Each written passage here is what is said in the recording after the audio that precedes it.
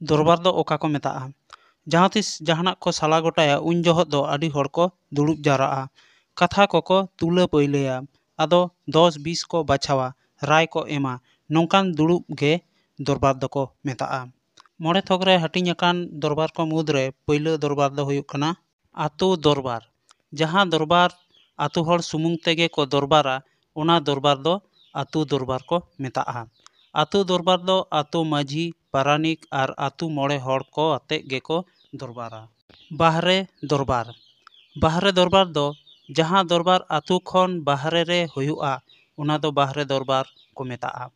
बाहरे दरबार दो पीड़ पारगाना सानाम आतो माझी बाबा को, पारानिक बाबा को आर मानोतान गोमके आते को दरबारा। घाट दरबार। जहाँ दरबार तुपुन नई घाट रको दरबारा ओना दरबार गे घाट दरबार दो को मेताक कना। जहाँ कथा को आतो दरबार रे आर बाहरे दरबार रे हो बांग साला गोटा लेना ओना दरबार दो घाट दरबार रे को इदिया। घाट रे दो घाट पारगाना सुर संगिन घाट पारगाना माझी बाबा को आर हेज सेटेर अकान मानोतान गोमके को आते को दरबारा। देश दरबार। देश दरबार रे दो जहाँ कथा को घाट दरबार रे बांग साला गोटा कोआ ओना दरबार दो देश दरबार रे को इदिया। ओंडे दो देश पारगाना गोड़ो को ताहेना पीड़ पारगाना घाट पारगाना आतु माझी पारानिक आर बिचारिया गोमके को। लबीर दरबार।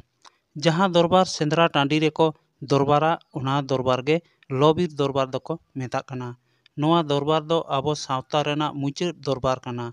नोआ दरबार हिलोग दो देश पारगाना को मुद्रे मिद पुरुधुल हड़ बिचारिया को बाछावया आर बिचार ठाव रे को दुड़ुबिया। गड़ोतीन को दो को ताहेना देश पारगाना पीड़ पारगाना घाट पारगाना आरो एमान को। नोआ लबीर दरबार रे जहाँ गे रायोआ ओना पति होते हुयुआ।